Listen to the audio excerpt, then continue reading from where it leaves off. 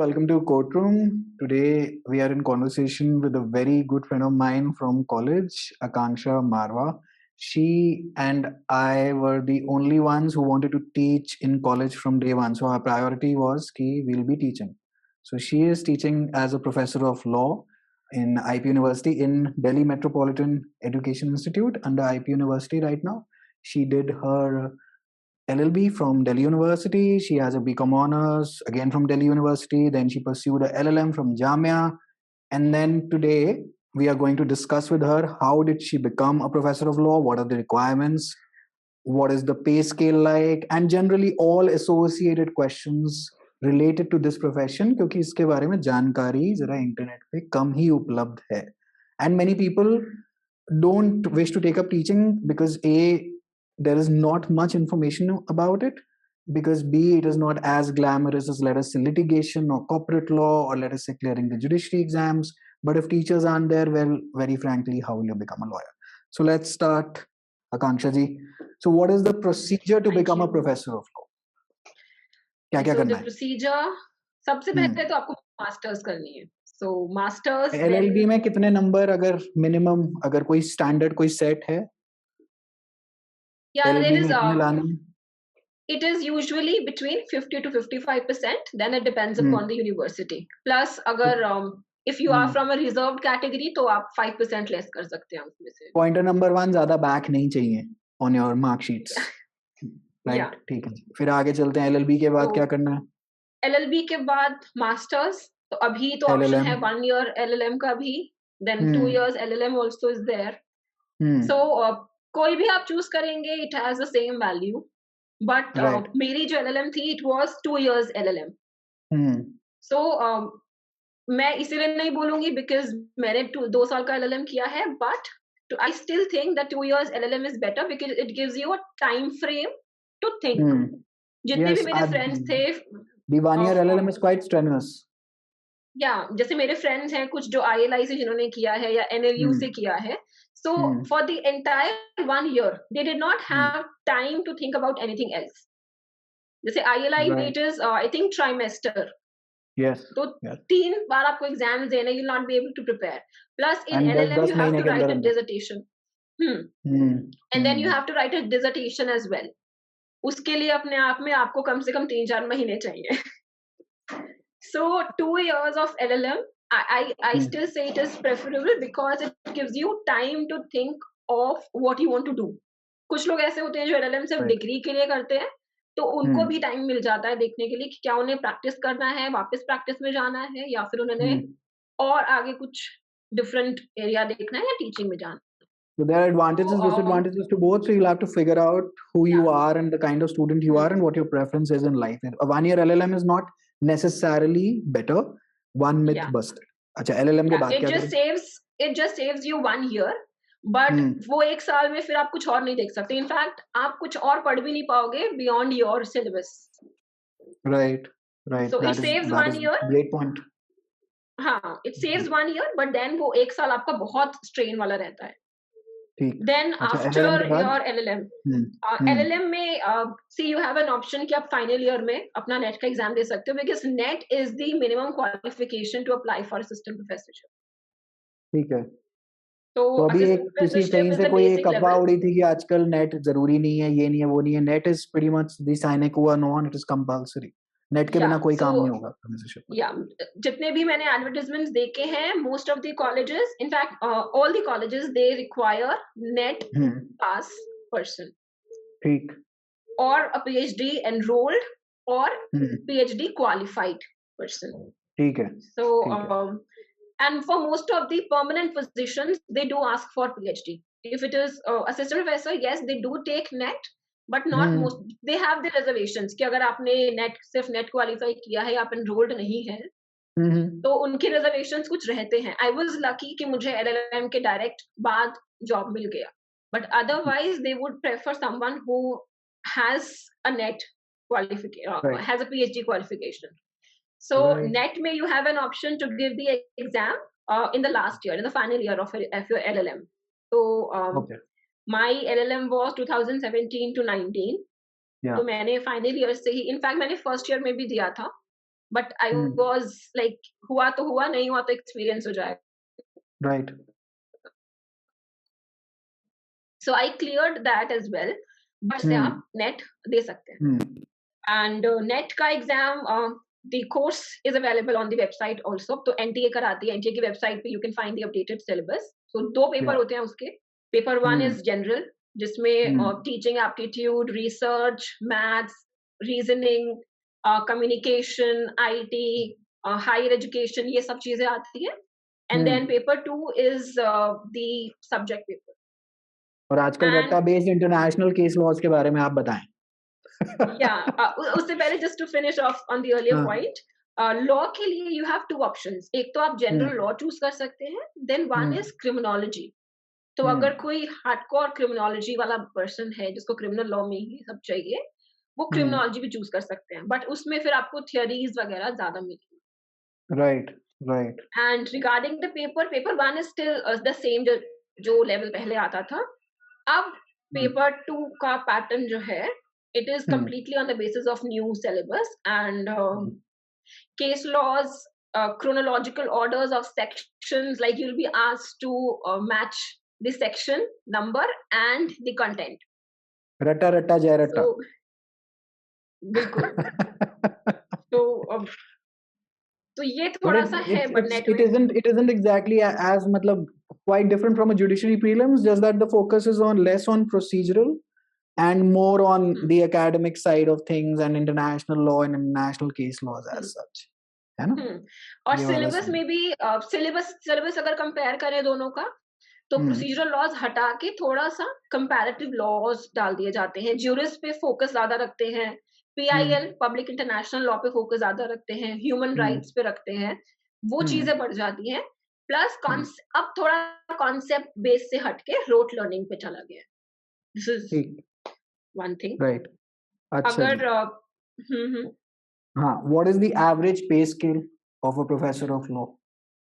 Pay scale, see, I'm not asking about your salary, I'm just asking about the broad pay scales here. Yeah. So क्योंकि सबको ये लगता है कि भाई कितनी रोटी कमाएंगे, कितना पैसा होगा, चलो इस चक्कर में इस बात को परस्यू करें. बस इतना कमा लेते हैं कि गुजारा हो जाए.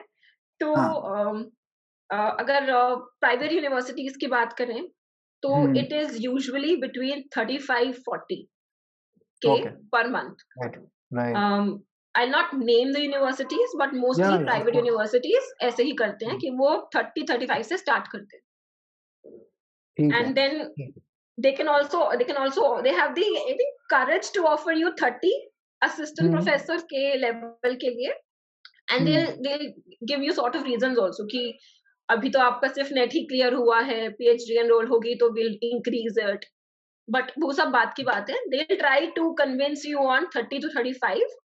ज्यादा से ज्यादा अगर आपका JRF है तो वो 35 to 40 कर देंगे, या 40 से 45 ले आएंगे. They try to keep this difference between NET and JRF. ठीक. अच्छा, ये what are your average working hours? दिन में मतलब 5-6 घंटे की क्लास लेनी पड़ती है roughly? Yeah, but on that note of salary also, salary में प्राइवेट में this is the situation. Private में कुछ अच्छे भी हैं जो आपको 50 to 60 प्लस भी दे देते हैं. And then there are central universities जो आपके UGC स्केल पे ही जाते हैं. Right. वो तो सेंट्रल पे कमीशन के स्केल के हिसाब से देंगे वो तो. Right. Yeah. And regarding the work hours, तो work hours अगर आप टोटल देखें तो वो आपका पूरा 9 to 5 hours का जॉब है. ठीक. तो mine was like 9:30 to 5. और साथ में प्रॉक्सी भी लगानी पड़ती है, अटेंडेंस के लिए भी बड़ी चीट. हाँ, that you know, मतलब कई बार ना students they try to fool you कि अटेंडेंस मैम हम तो थे क्लास में, आप लगाना भूल गए होंगे. ठीक है, हम लोग भी ऐसे ही निकले हैं, क्योंकि सास भी कभी बहू थी. हाँ, ठीक है. मुझे से I am not bothered about attendance. Right. तो मैंने दे दिया, बहुत कभी दे दिया भी है, कई बार जो बहुत ही नहीं है तो नहीं भी दिया. बट क्लासेस अगर हम UGC का देखें तो उसमें there is a limit 15 hours की आपको टीचिंग करनी है, 16 आवर्स की टीचिंग करनी है. सो आइडियली दिन में क्लासेस 2 से 3 या 4 ऐसे ही रहते हैं. तो वर्किंग आवर्स तो they have to go as per the UGC the teaching hours. फिर उसके अलावा क्योंकि 9 to 5 जॉब है, so you have to do some administrative work as well. Right. So Right. attendance compilation, then there would be अलग-अलग committees in the college जिसके आप in charge होंगे, किसी के आप members होंगे. Plus, since you are in academics, अब आपको seminars भी करने हैं, attend conferences भी करनी है, आपको papers भी लिखने हैं. So that is for your personal benefit, but requirement है कि आपको करना है. Because उसी के basis पे you can apply to a better position. You can ask for increasing pay scale. तो थोड़ा सा आपका टाइट शेड्यूल रहता है, बिकॉज अगर आप देखो कि आपने पढ़ाना है तो आपको पढ़ाने के लिए भी पढ़ना है. जी, सदा ही पढ़ते रहते हैं हम तो, किताबें हमारी खत्म ही नहीं हुई. And in fact one truth जो हम लोग इनिशियली नहीं मानते, जैसे मैंने जब ज्वाइन किया, I joined as assistant professor with specialization in criminal law. मेरा एलएलएम में स्पेशलाइजेशन क्रिमिनल लॉ था. But the subject which I got to teach was corporate law. So जो नए प्रोफेसर्स हैं, नए असिस्टेंट प्रोफेसर्स हैं, वो ये ना सोच के चले कि आपने जो सब्जेक्ट मास्टर में लिया है आपको वही मिलेगा पढ़ाने को. बहुत सारे हैं आपसे सीनियर जो पढ़ाने बैठे हैं, तो उनको उनका पहला चॉइस दिया जाएगा. तो ये तो कभी नहीं सोचना है कि भाई मैंने कॉन्स्टी में किया है, मैं कॉन्स्टी पढ़ाऊंगा, मैंने कॉर्पोरेट में किया है, मैं कॉर्पोरेट पढ़ाऊंगा. This is not going to happen. In fact मैंने 5 सेमेस्टर्स मैंने पढ़ाए हैं, 4.5 सेमेस्टर्स मैंने पढ़ाए हैं, जिसमें से सिर्फ एक सेमेस्टर ऐसा था जहां मैंने अपने पसंद के सब्जेक्ट पढ़ाए हैं, which is constitution and IPC. उसके अलावा मैंने corporate law, banking and insurance, international commercial law सब की पढ़ाया. ओह, अरे तो या तो बहुत सारा वाला सामान हो गया. हाँ, so this is one thing कि आपको शुरू में एटलीस्ट फर्स्ट 5-6 इयर्स में आपको ये देख के चलना है कि जो सब्जेक्ट मिलेगा वो ही पढ़ाना है. ठीक. अच्छा, now advice to students who are in their LLB right now or LLB grads who wish to become professors of law, and how much time does it take to prepare for NET? Okay. For the first question, कितना क्या करना चाहिए? See, हाँ, इस time जो LLB में हैं उनको, if you wanted to do something better, let us say if you were to advise your younger self way back in, let us say 14 section F, तो तब क्या आप एडवाइस देंगी? See, when I was doing LLB, जैसे आपने mention किया कि we were the only ones जिनको पता था कि उन्हें टीचिंग में ही जाना है. So I was never interested in internships कि क्या करूंगी कोर्ट में भागा दौड़ी करके, आखिर में तो पढ़ाना ही है. सही बात है ना. So now I am feeling that lack कि अगर मैं को इंटर्नशिप करती तो I would have been better at procedural law. चाहे मैंने भी पढ़ाया नहीं है, I do not know कि मैं कैसा पढ़ाऊंगी अगर आगे पढ़ाती हूँ तो. बट मैंने उनको देखा है जो 2 साल प्रैक्टिस करके अब टीचिंग में आए हैं, and they are very confident at procedural law.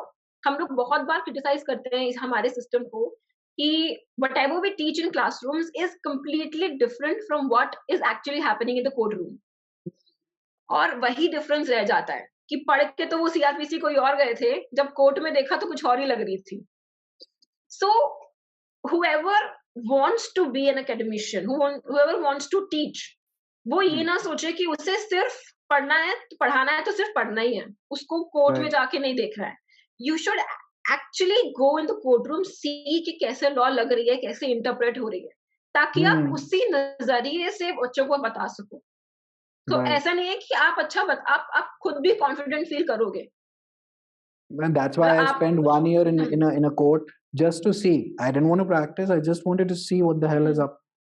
क्या हो रहा है यहाँ पे, भाषा क्या है कोर्ट की, ये सब क्या है. So ठीक है. So internships, even if you want to teach, internships are crucial. Yeah. Please do go to a court important. So that you can teach better. If you're wishing to teach. And the moot courts also.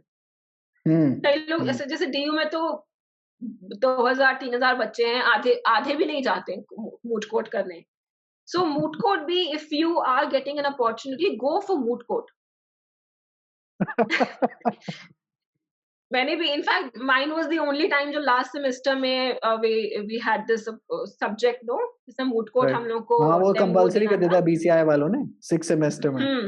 So that is also very important. And ours because was the last batch जिसका evening batch was there after 2017. It's been abolished. oh, Completely officially abolished. Unofficially कहीं पे hmm, चल रहा हो तो वही बात पता नहीं. Then hmm. secondly, ours was also the last batch जिसमें center change हो जाते थे. So people used to shift from CLC to LC1, LC2 to CLC. Everyone used to shift. It's Oh, been abolished. That system is abolished because people were misusing it. Now on that point, hmm. I want to come to one point कि आजकल ये बहुत हुआ है कि अगर आप CLC से नहीं है, since you and I both are from LC1, कि CLC से नहीं है तो आपका तो जीवन खत्म है. Have you ever been discriminated against because you're not from CLC? Never. Somebody, and I'll tell you a real life case before you respond to this. कि in 2020 somebody cleared their exam. They were getting an LC2. They didn't take that because I only want CLC and I know that person. And then 2021 they are unable to clear the exam because after all it's a competitive exam. And then they dropped that year, dropped that seat, and now are now outside of the faculty. Your take and advice कि कभी ऐसा सुना है real life में? No, this is, I mean, I do not know if I can use this word, but this is foolish. मतलब ऐसा क्यों करना है? Especially when your performance is compared to another बच्चा's performance. तो आपको नहीं पता ना दूसरे नेक्स्ट टाइम जो लौट आएगा वो कैसा परफॉर्म करेगा. So whatever you have in your hand, you're just losing it. And it does not make any sense कि आप CLC से हो, LC1 से हो या LC2 से हो. Now look at yourself. आप LC1 से हो, but you are giving your knowledge to people who are going to go to NLUs, who are going to go to CLC. तो क्या फर्क पड़ रहा है?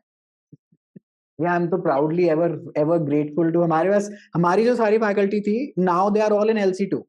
Maybe next year they are all going back to CLC. तो घूमते ही रहते हैं यहाँ पे. Basically एक अजीब सा हुआ मच गया और अब तो तीनों के तीनों सेंटर ही, खैर LC1 तो always was there, अब तो LC2 भी वही है. अब तो 5-star बिल्डिंग में नॉर्थ कैंपस में बैठे हुए हैं. प्लस तो पता नहीं कहाँ से YouTube पे एक्चुअली चैनल वैनल चला के बहुत कुछ बोल दिया जाता है और उसके चक्कर में बहुत लोग बर्बाद हो रहे हैं. तो वो I just wanted to clear. It does not matter, specially in bachelors and masters. जितनी आपकी हायर स्टडीज होती हैं उसमें दी 80% of what you are doing in your college depends upon what a person himself is doing. खुद कैसे उसको approach है. अब जब खुद में ही अकल नहीं होगी तो कौन से भी कॉलेज से आ जाइए, क्या फर्क पड़ता है. और अगर खुद को इतना शानदार आपने है, आपके ज्ञान व्यान आपका इतने नॉलेज है आपके पास, तो कौन पूछ रहा है? Who cares? Yeah, you can also write in your CV Faculty of Law, University of Delhi. Who is asking you to write CLC and LC1? CLC में भी वही पढ़ा रहे हैं, हमारे यहाँ भी वही पढ़ा रहे हैं. So it does not matter. नहीं, वहाँ पे वो कॉन्ट्रैक्ट एक्ट स्पेशल पढ़ाते हैं, आपको पता नहीं. अच्छा, एक चीज और, and this is not looking down upon on CLC. It's a great law centre. ऐसी कोई दिक्कत नहीं है, हमारे सारे सखी मित्र वहीं के हैं. इनफैक्ट अगर आपको लगता है कि टीचर्स वहां अच्छे हैं, you can go take classes there. In fact तो हम लोगों ने भी कई बार इधर-उधर शफलिंग तो और क्या, की तरह किया है. सारी दुनिया वेद मैम की क्लास में LC1 में पूरी फैकल्टी आके घुस जाती थी. There was not a seat वहां क्यों लगी होती थी बाहर कि भाई मैडम. हाँ, तो 1000 बार हम लोगों ने नहीं अटेंड करा कि यार ये वाला लेक्चरर खराब है, दूसरे सेंटर में जाके बैठ जाता हूँ. ऑनलाइन क्लासेस में अभी भी यही हो रहा है. Just that online people don't know. अच्छा, अब advice to judiciary aspirants, since you know a lot many things about all of this. क्या करें जी, कहाँ से कब तैयारी शुरू करें कॉलेज में, कहाँ से इस एग्जाम की पूंछ पकड़ें, क्या करें क्या ना करें, कृपया करके बताएं. जुडिशरी एस्पिरेंट्स और नेट लॉ एस्पिरेंट्स दोनों. ओके. जुडिशरी वालों से क्या बातचीत करना चाहेंगे कि जागो मोहन प्यारे, LLB में क्या करो बेटर? कुंजी कम किताब ज्यादा, ऐसे वाला सीन, या क्या करें? ये मुझे फील होता है. हाँ, जुडिशरी किसी के लिए भी, मतलब अगर आपने पास होना है तो आप 2 दिन पहले ऑफ कोर्स उठाओगे दुखी और पढ़ के पास हो जाओगे. But if you want to use it for a longer period तो आपको बुक से पढ़ना पड़ेगा. So book is a must. Judiciary का अभी नहीं करोगे तो एग्जाम देने से पहले आपको पढ़नी पड़ेंगी. पढ़नी तो है ही. Right. So yes, because concepts आपके खाली बैराक से नहीं होंगे या खाली दुक्की से नहीं होंगे. ऑल्दो दुक्की की क्वालिटी अगर देखी जाए तो वो किसी बुक को, नॉट एवरी बट या किसी बुक को टक्कर दे सकती है, आपको पास करा सकती है अच्छे से. बट जो आपका कॉन्सेप्ट क्लियर होगा वो सिर्फ बुक से क्लियर होगा. It has Right. Multiple of case laws जो आप रेफर कर सकते हो, आप उनको फर्दर पढ़ सकते हो उनमें डिटेल्स देखने के लिए. सो बुक इज अ मस्ट. तो और जुडिशरी नेट के प्रिपरेशन के लिए, लिए, अब नेट के जुडिशरी के लिए भी लिए, और नेट के लिए, दोनों के लिए. For both books are necessary. One thing. Right. Second thing is NET के लिए आई कैन से कि 6 months is a good time. आप पढ़ सकते हो 6 महीने में. कोचिंग जरूरी या बट नहीं जरूरी? जुडिशरी, कोचिंग के बिना चलता है नेट में? शुड आई से दिस ऑन योर हाँ चैनल प्लीज. कि या कोचिंग प्लीज. जरूरी है या नहीं? हाँ प्लीज. ओके, सो पेपर 1 के लिए आई वुड सजेस्ट कि अगर आपका इतना होल्ड अच्छा नहीं है मैथ्स और रीजनिंग पे, तो आप कोचिंग ले सकते हैं. Because Right. रीजनिंग में you need to have certain tricks ताकि आप इन टाइम सॉल्व कर सको paper. Similarly for data interpretation, इन सब चीजों के लिए आपको, अगर आपका मैथ्स वीक है, आपका रीजनिंग वीक है, सो आई वुड से कि आप क्रैश कोर्स कर सकते हो. ठीक है. Because it will help you in completing the paper in time, वरना आप उन्हीं मैथ्स में लग जाओगे. Right. Then for teaching, for research aptitude, books हैं कुछ अच्छी जहां से आप प्रिपरेशन कर सकते हो. बट कुछ, मैंने भी कुछ वीडियोस हैं जो यूट्यूब से हेल्प लेके पढ़ा है. कुछ वो तो यूट्यूब तो अनअकैडमी के आजकल वीडियोस, जी सारे सबका जान बचाने आते हैं. अच्छा, अनअकैडमी के वीडियोस एंड अनअकैडमी, बायजूस, इनकी वीडियोस हैं कुछ जो अच्छे हैं जो आप रेफर कर सकते हो. बट इफ यू वांट कि नहीं आपको वन स्टॉप चाहिए फॉर प्रिपरेशन, तो yes you can obviously go for coaching. ठीक है. फॉर लॉज पेपर, लॉ के पेपर के लिए आई वुड से अराउंड 60-70% वो चीज है जो आप कर चुके हो अपने एलएलबी में और एलएलएम में. Because it Right. Is contract, company, Hindu, Muslim, constitution, ये वाले substantive laws. Not any different from a LLM entrance, which I believe is fairly tough on its own. So it's pretty much the same level जो मैंने past years देखे, even though I don't teach specifically for the net. हाँ, But it's pretty much a LLM entrance, है ना? जहां पर आपको मेहनत की जरूरत है वो आपका, again there are subjects like jurisprudence, public international law, international humanitarian law, then comparative law. Comparative law में देयर आर 10 आइटम्स जो कि आपको हिला देंगी. So that would in itself require lot of time. तो इन चीजों के लिए if you think, see juris और पीआईएल के लिए यू जस्ट हैव वन, आपको एक बुक पढ़ना है, अच्छे से पढ़ना है. Right. कंपैरेटिव के लिए you will have to listen to a lot of videos, बहुत सारे एक्ट्स आपको पढ़ने पड़ेंगे. So if you have confidence कि आप में खुद पेशेंस है, आप में खुद वो डिटर्मिनेशन है कि आप बैठ के पढ़ सकते हो. It is all about the number of hours you can give, कितना आप बैठ के पढ़ सकते हो. किसी किसी को आदत होती है सिटिंग की, सेल्फ स्टडी की, तो वो कर लेंगे. Like I did Self not take any preparation is coaching. a very valid route. Net. In net, self preparation is a valid route, can be done on your own. हाँ, और अगर आपको लगता है कि नहीं कोचिंग में मुझे गाइडेंस प्रॉपर मिल जाएगी, then that is always an option. But self study That is just one thing saves जो आप time. ट्राई दे Self सकते हो. preparation से हो जाएगा काम, हो जाना चाहिए I believe. हाँ. Right. Also, do you advise people to take up this profession, the path that you have chosen? Are you happy with it? Because some people run away from litigation, some people run away from corporate law कि भाई ये तो वो निकला नहीं जो मैं सोचता था, और 2-3 साल बाद छोड़ देते हैं. Majority people quit.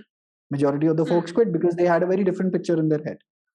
Are you satisfied with this career choice that you've made? Okay, so first thing, yes, I am satisfied because I always wanted to be a lecturer and I knew how things are. थोड़ा सा हाँ change होता है जब आप actual field में jump करते हो. So yes I am happy, but yeah there are certain times जब आप थोड़ा स्ट्रेस हो जाते हो, and specially in times like these. जैसे जब मैंने ज्वाइन किया 2019 में, तो everything was offline. Although they force you to go technologically भी, जैसे आपको क्लासेस में there are projectors, so you have to make PPTs, you have to run them, उनके साथ आपको पढ़ाना है. But that is a part जो आपको करना ही है आज के टाइम में. You have to be technologically fast. Right. तो then there was this corona काल एंटायर. सो उसका एक्सपीरियंस भी जो था तो बहुत टफ बैंड बजा दी कोरोना का. Exactly. So we have recorded video lectures also, we have given online lectures and we have shared material online. Plus ये चीज हमने बहुत सुनी है कि कोरोना की वजह से, because of all lockdown things and everything, work life balance बहुत हिल गया. तो टीचर्स को भी बच्चे last 2 शाम को years have been hell 8 बजे कॉल कर रहे हैं। for teachers. तो कंप्लीटली। हम्म। बट अच्छा फिर 8 आपको बजे, कहाँ कैसे, हाँ या 8 इनफैक्ट, बजे कॉल कर रहे हैं, अच्छा। या 8 बजे 10 बजे मैसेज छोड़ रहे हैं। So you have to be very clear कि मुझे कब रिप्लाई, अगर आपने एक बार रिप्लाई किया बस। तो आप गए। जी। तो मेरा एक्सपीरियंस बैलेंस रहा है। हम्म। काफी चीजें अच्छी भी मिली, काफी चीजें थोड़ी सी स्ट्रेसफुल थी, but then you have to, किसी भी आप जॉब में जाओगे, कॉर्पोरेट में जाओगे, जुडिशरी में जाओगे, you have to balance that. Hmm. Hmm. Plus अगर हम वर्क लाइफ बैलेंस की बात करें, हम्म। यहाँ पर भी आपको ही मैनेज करना है सब। जैसे कि when I started, so hmm. I live in Janakpuri, but I have to go hmm. To Noida. सो 9 to 5 जॉब में आप 2-2 घंटे लगा लो इधर-उधर के आने-जाने में। हम्म। So I hmm. used to come back around 7 and then I had to prepare for next day as well. फिर सुबह फिर अर्ली मॉर्निंग निकलना है। तो दैट हम्म। टाइम मेरा वर्क लाइफ थोड़ा-सा हिला हुआ था। मैं अपने घर वालों को वीकेंड्स में मिलती थी। सो हम्म। एक तो आप अगर जॉइन कर रहे हैं कहीं, आप ये देखो कि आप कितना ट्रैवल कर रहे हैं, because that matters a lot. Hmm. अगर आप घर लेट आ रहे हैं, make sure you leave all your office work in office only. So in this case hmm. College में ही, ये नहीं है कि आप घर आके भी पढ़ रहे हैं, घर आके भी कॉलेज में रिस्पॉन्ड कर रहे हैं कि हाँ ये मेल सेंड किया है, ये किया है, नो। हम्म। तो थोड़ा टाइम आपको सेटल होने में लगेगा, बट आफ्टर 5-6 मंथ्स आपको बैलेंस करना आ जाएगा। सो अब एक एक और मिसकंसेप्शन ये होती है कि टीचिंग जो है सबसे इजी जॉब है। हम्म। क्या करना है, पढ़ाना ही तो है, कुछ नहीं हुआ तो टीचिंग कर लेंगे। सो जी। आपको भी पता है, मुझे भी पता है, दिस इज अ मिथ। ऐसा नहीं हम्म। होता है। 3 घंटे की क्लास, 3 घंटा हम खुद पढ़ते हैं, तब जाके 1 घंटे की क्लास बनती है। मुझे तो हर रोज रात को, मुझे क्या इनफैक्ट हर टीचर को पढ़ना ही पड़ता है, और मतलब इतनी पढ़ाई करने के बाद कुछ निकल कर आता है, मतलब इट इज मैडनिंग। और एंड वो देन भी द कई बार स्टूडेंट ऐसा होता प्रेशर। है, 1 घंटा आपको लगेगा कि ये मैंने पढ़ लिया है, ये 1 घंटे में हो हाँ जाएगा, हाँ वो हाँ। आधे घंटे में खत्म। अब क्या हम्म। करें?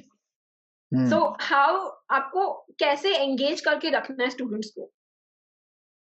सो कई सारी चीजें हैं जो शुरू में आपको डरावनी लगेंगी, but there actually not. 5-6 months and you're all set in. तो राइट। I would say कि if you have an interest in teaching, go for it.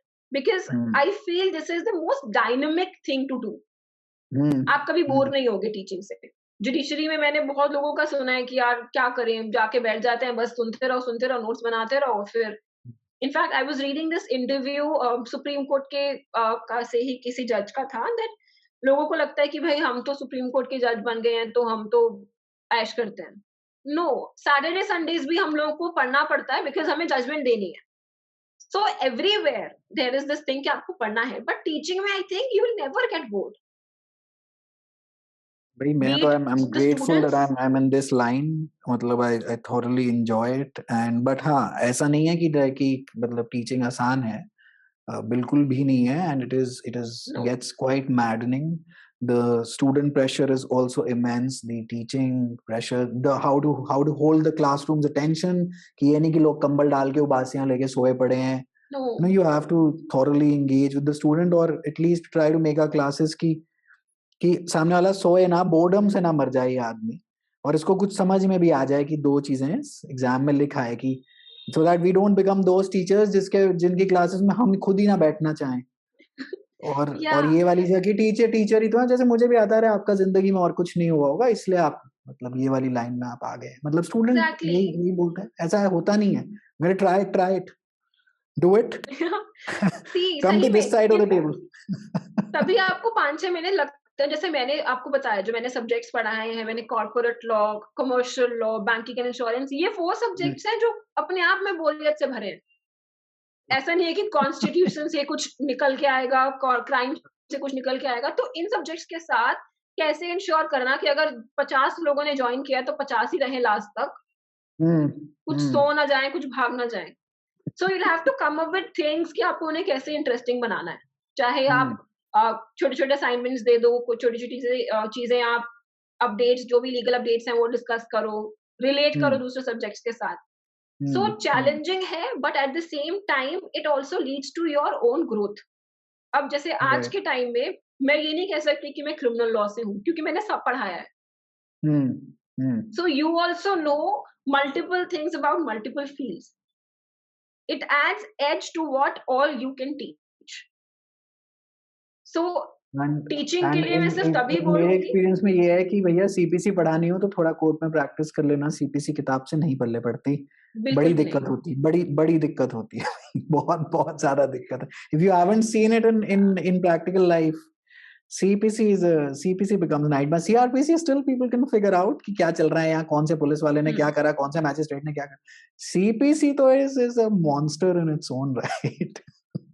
CPC में नहीं, हाँ, CrPC is comparatively better, but CPC because crime में फिर भी I don't know why लोग ज्यादा इंटरेस्ट लेते हैं.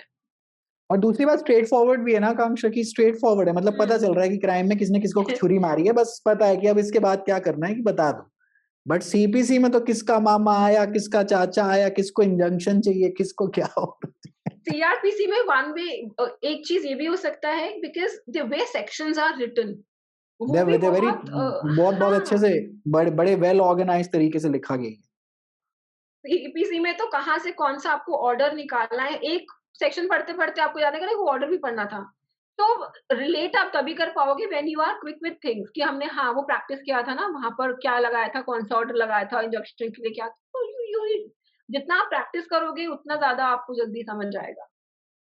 एंड ठीक है जी. टीचिंग के लिए भी हाँ ये चीजें इंपॉर्टेंट है, बट आप तभी जाओ टीचिंग में, इसको लास्ट रिजॉर्ट मत रखो एटलीस्ट. ऐसे नहीं कि कुछ राइट. नहीं तो यही सही, only if you are, because it requires a lot of patience. Hmm. Class में घुसते ही आपको वो बच्चे नहीं दिखेंगे जो चुपचाप बैठे हैं और पढ़ रहे हैं. वो भी हम्म. होंगे जो फोन में लगे हैं, वो भी वो लगे हैं जो खुद भी नहीं पढ़ रहे हैं, दूसरे को भी नहीं पढ़ने दे रहे हैं. देयर हैव बीन टाइम्स जब मुझे लगता था कि हाँ मैं क्लास में जा रही हूँ, मेरा मन है पढ़ाने का. किसी किसी क्लास से मुझे डर लगता था, इसका क्या, इस क्लास में नहीं जाना. देयर हैव हाँ. बीन टाइम्स, बट फिर धीरे धीरे यू कि कैसे आपको उस क्लास को कंट्रोल करना है. So I started liking going to that class. तो it requires a lot of patience कि आपके स्टूडेंट्स आपको सुने, कैसे आपको वो इमेज बना के रखनी है. एंड स्पेशली अगर if you are asking for advice for those who want to go for teaching and who are in this age group, अभी जो अभी एलएलएम पास किया है और उसको पढ़ाने को बोल दिया जाए 5th ईयर, और मान लो वो 1 ईयर एलएलएम है, कितना एज गैप होगा, 2 साल का. तो वो 5th ईयर में जो स्टूडेंट्स हैं वो समझेंगे ही नहीं आपको टीचर. होता था एक हमारे तो साथ भी, age group, faculty of law में यही होता.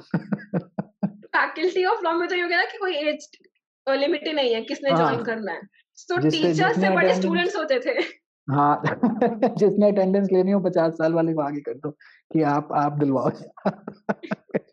तो आपको वहां मना नहीं पर करेंगे. बहुत चैलेंज है कि आपको राइट. सेम एज ग्रुप में आपको कैसे एक इम्प्रेशन देना है कि यू आर स्ट्रिक्ट. नो, मेरे साथ शुरू में ये दिक्कत हुई, मैं स्ट्रिक्ट नहीं हो सकती. एक बच्चे ने मजाक किया, गुस्सा करने के बजाय मैं हंस पड़ूंगी, बिकॉज मैं भी अभी अभी उस स्टूडेंट लाइफ से बाहर आई हूँ. तो एकदम से स्टूडेंट लाइफ से बाहर आके एक लेक्चरर की प्रोफाइल में घुसना, this is also very difficult. तो आपको फर्स्ट डे से वो इमेज बनानी पड़ेगी, वरना अगर that's an excellent impression point. आपका एक पड़ गया तो हो गया. और ऊपर से अगर आपने यारी बना ली किसी स्टूडेंट से, बिकॉज एज ग्रुप उतना ही है ना, रफली स्पीकिंग सेम ही है, तो और कलेश और दिक्कत बहुत ज्यादा, क्योंकि उस टाइम जब आप शुरू शुरू में आते हैं तो you everyone just wants to be different and unique, that they won't go through the traditional teacher route की, जैसे टीचर हमारे थे हम वैसे नहीं बनेंगे. लेकिन over period of time you figure out why those structural norms are there to keep that distance, because otherwise things tend to get very ugly, Yeah. and then your lives start getting intertwined, and then it मतलब all hell break loose. And एक बार आपके students को अगर वो friendly वाला feeling आ गया, so it would be used everywhere to manipulate you, whether it is for marks, ma'am 2 number और बढ़ा दो ना इंटरनल्स में, whether it is for attendance, whether it is for notes, whether it is for giving any liberty in assignments. अभी जनता को समझ में आ रहा होगा कि टीचर थोड़े अकड़ में क्यों रहते हैं, क्योंकि रहना पड़ता है, क्या करें. हाँ, and it is just not has just one student, it is the entire bunch of 60 students कि अगर आपने एक को दिया है तो why not me. बस इक्वालिटी बिफोर द लॉ कह रहे जी, आर्टिकल 14 में आए हैं. प्लस एक और चीज जो मैंने रियलाइज करी कि आपको कैसा टीचर बनना है ना, ये भी आपको ड्यूरिंग योर एलएलबी और एलएलएम में पता चलता है। हम्म हम्म हम्म, जैसे किसी को देख के आपको खुद लगाती है कि यार इन सर की क्लास है नहीं लेनी, इन मैम की क्लास है नहीं लेनी। बिल्कुल ठीक बात है। तो या तो आप वो रिवेंजफुल बन जाते हो कि हमारे साथ हम्म ऐसा हुआ ना, हम भी ऐसे ही करेंगे। हम्म क्लास में आते ही खड़ा कर देंगे, जो बातें कर रहा होगा बाहर निकाल देंगे। सो इधर you want to be this और you want to be, hmm नहीं यार, है तो स्टूडेंट्स ही ना। हम्म एक पॉइंट पे I do think yes you can not treat them like school वाले स्टूडेंट्स, क्योंकि अब वो हायर एजुकेशन सिस्टम में आ गए हैं। हम्म सो हम्म आपको कैसे बैलेंस करनी है वो चीज कि आपको ना लिबरली लिया जाए, आपको ऐसे लिया जाए कि हाँ आपने जो बोला है वो करना है, लेकिन राइट, हाँ reasonably that yes, if there was some difficulty on the part of students, yes you should understand. That I makes am very absolute sense. particular with the deadlines that I give to my students, but मैं ऐसे नहीं बोलती हूँ कि हाँ जो भी problem थी I don't care, हम्म हम्म ठीक है, because hmm see, karma is a different thing, but otherwise also, in fact in the last 1 year we have seen how hmm difficult has been it for people. बहुत लोगों ने हम्म बहुत कुछ देखा है, मेरे हम्म स्टूडेंट्स ने बहुत कुछ देखा है। So I can hmm not be that teacher जो बोले कि मुझे फर्क नहीं पड़ता, मुझे असाइनमेंट चाहिए। हम्म hmm hmm plus that's a एक ग्रेट चीज पॉइंट। और जो एक चीज और जो सोची जाती है फॉर टीचर्स की, को ऑथर में स्टूडेंट्स को लगा लेते हैं साथ में, सारा हम्म काम बच्चा करता है, नाम अपना पहले लिख लेते हैं। हम्म So another advice that I want to give to whoever is watching this is set your rules. अपने लिए कुछ अपने कुछ ग्राउंड रूल सेट करो एज अ टीचर, आपको क्या करना है क्या नहीं करना है। जैसे क्लास में हम्म आपको बैलेंस अगर रखना है, so hmm you also do not have to exploit the students. अगर आपको हम्म अच्छा नहीं लगता कि भाई मेरा टीचर मेरे से मेहनत करा के नाम कुछ ले रहा है, तो मुझे भी ऐसा नहीं करना है। सो आई डू नॉट को author with my students. Perfect, perfect, अगर ग्रेट। आपको मेरी कोई भी अगर मेरे पास आता है प्रपोजल लेके, लाइक यू गो राइट, मैं उसको रिव्यू हम्म करूंगी, मैं उसे पढ़ूंगी, मैं तुम्हें सजेशंस दूंगी, but I hmm will not coauthor it, because as a matter of respect आप मेरा नाम सेकंड लिखोगे नहीं, और hmm as a matter for respect for your work for your intellect hmm मैं अपना नाम पहले दूंगी नहीं। Hmm hmm hmm so guide करना इज योर रिस्पॉन्सिबिलिटी, बट उसको एक्सप्लॉइट करना is a policy on your part as a teacher. Perfect, So perfect. what rules you want to have as a teacher, हम्म आप ये set हम्म करो and be clear with your interest, because अगर आपका interest है only then you will be able to fight with all those challenges.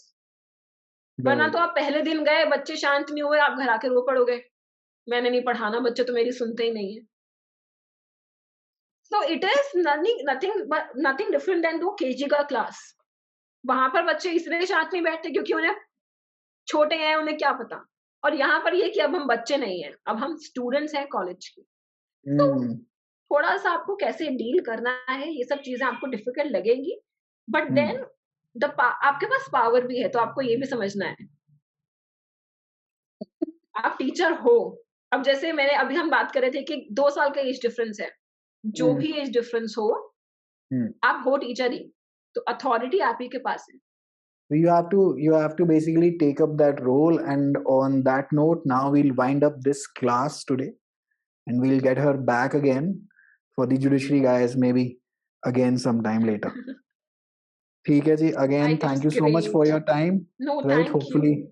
hopefully Yeah, I this was able session to will help share more people. everything I had in my mind for 2 years कि कोई मुझसे पूछता है ना कि कैसा लग रहा है 2 साल हो गए पढ़ाते हुए।